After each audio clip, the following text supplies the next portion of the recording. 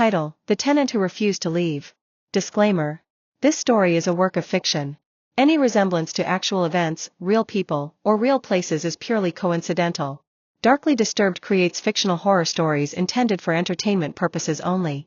When Martin Heller bought the two-bedroom bungalow on the edge of town, he thought it was a steal. Quiet neighborhood, decent structure, just needed a little work. Perfect for a starter rental. He never expected her. Melinda Monroe. She answered the listing with perfect credit, sweet manners, and a smile that almost fooled him. Almost.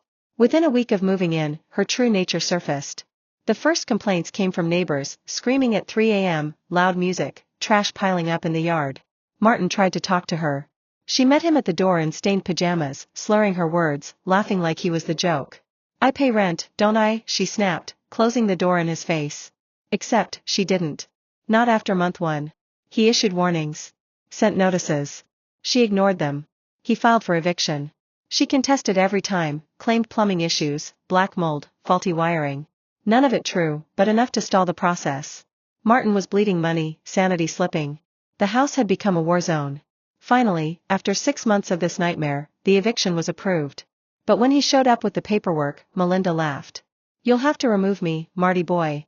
I'm a squatter now. Try getting the cops to do something." And she was right. Police shrugged it off. Civil issue. Take it to court. Again. Martin couldn't sleep. Couldn't think. He watched the home he'd once loved rot under her control, curtains torn, windows blacked out, garden dead. He had enough. One cold Thursday morning, Melinda left in her beat-up sedan. Probably to harass the gas station clerk again. Martin waited 15 minutes, then crept around the side of the house.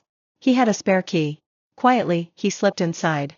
The stench hit first, rotting food, mildew, and something else, metallic, almost rusty. He gagged, stepped over piles of trash and broken furniture, made his way to the front door, and changed the locks. By the time he finished, his hands were shaking, but he felt relief, like he'd just reclaimed his life. Until sundown. Melinda came back.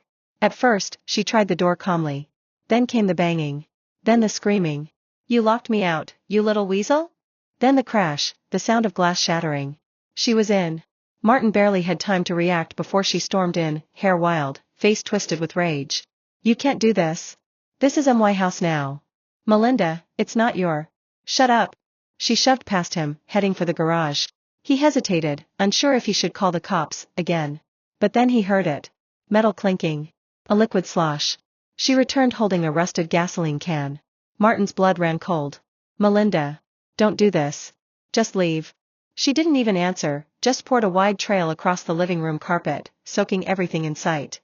The gas reeked instantly, catching in Martin's throat. "Stop," he yelled, lunging toward her. She lit a match. She smiled. And dropped it. Humph. The room exploded in heat and smoke. Curtains ignited. The couch turned to flame in seconds. Martin stumbled back, coughing, his arms shielding his face. He barely made it out the front door, diving into the lawn as the house screamed behind him in fire. Sirens wailed in the distance. By the time the fire department arrived, the house was gone. But Melinda was gone too. No body. No sign of her. They said she must have escaped through the back window. Some think she died in the fire. But Martin knows the truth. 3 weeks later, he received a letter. No return address. Just a torn scrap of paper with the words, "You should have let me stay." Now Martin doesn't rent homes anymore. He doesn't even live in houses. He lives in a trailer, far from town. No locks. No doors. Because sometimes, when the wind blows just right, he swears he smells gasoline.